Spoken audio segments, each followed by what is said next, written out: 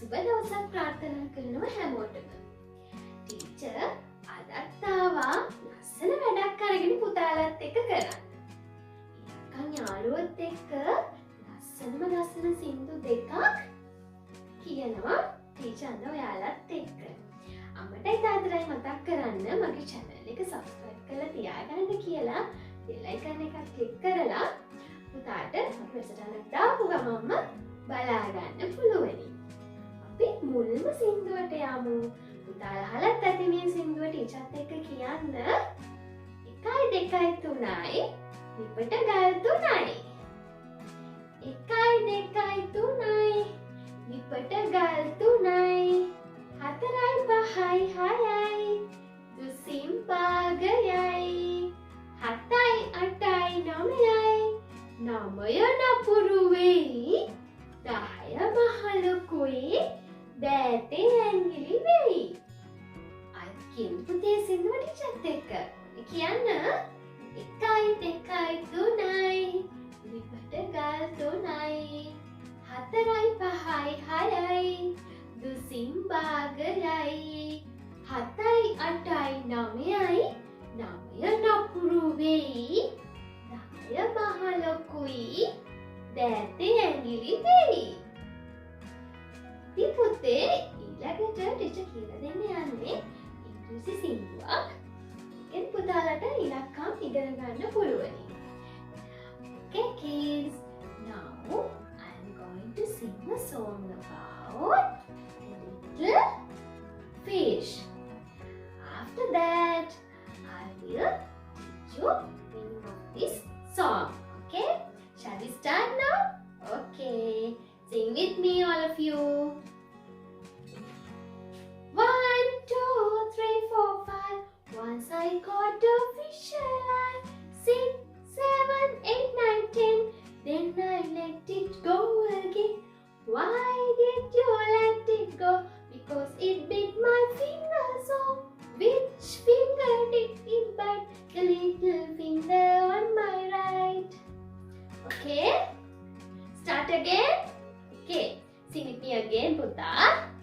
1 2 3 4 5.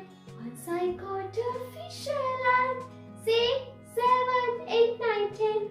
Then I let it go again. Why did you let it go? Because it bit my finger so. Which finger did it bite? The little finger on my right.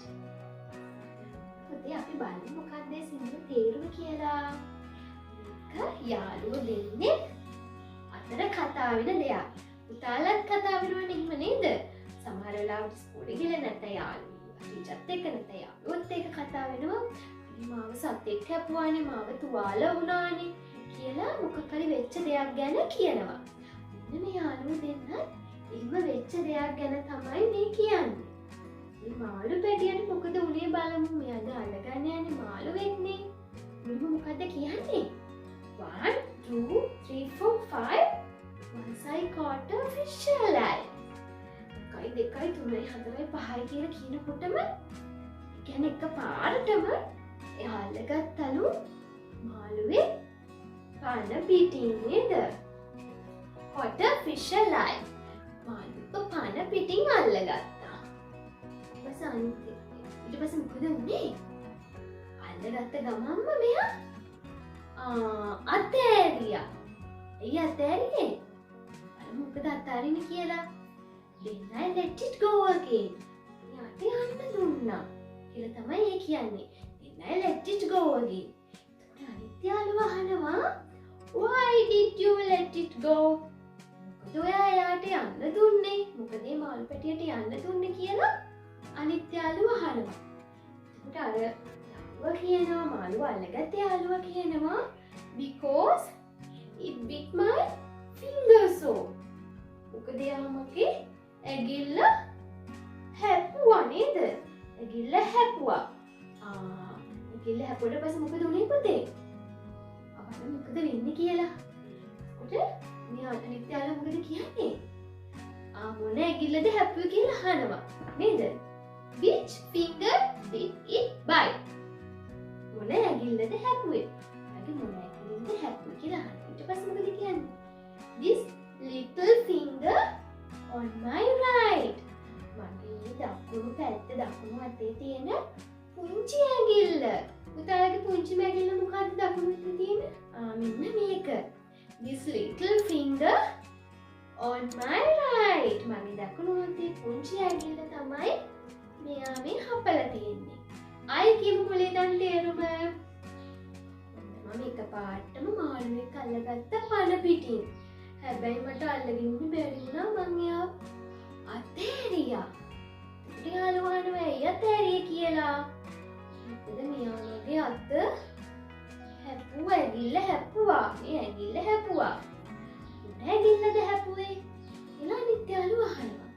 ඒකට කියනවා මගේ මේ චූටි දකුණු පැත්තේ චූටි ඇඟිල්ල තමයි මාළුවා හැප්පුවේ කියලා. ඉතින් මේකේ ලස්සන සින්දුවක් අරගෙන පුතාව බලන්න ආයෙත් එන්න ඊළඟ දවසේ ටීචර්. නිකන් මම බලාගෙන ඉන්න ඕගොල්ලන් ටීචර්ගේ channel එක subscribe කරලා තියාගන්න bell icon එක click කරලා ටීචර් වීඩියෝ එකක් දාපු ගමන්ම පුතාලට බලා ගන්න පුළුවනි. ඉතින් ටීචර් අදට ගිහින් එන්නම්. ලස්සන වැඩක් අරගෙන ඊළඟ දවසේ පුතාව බලන්න ටීචර් එන්නම්. හැමෝටම බුදු සරණයි. ආයුබෝවන්. God bless.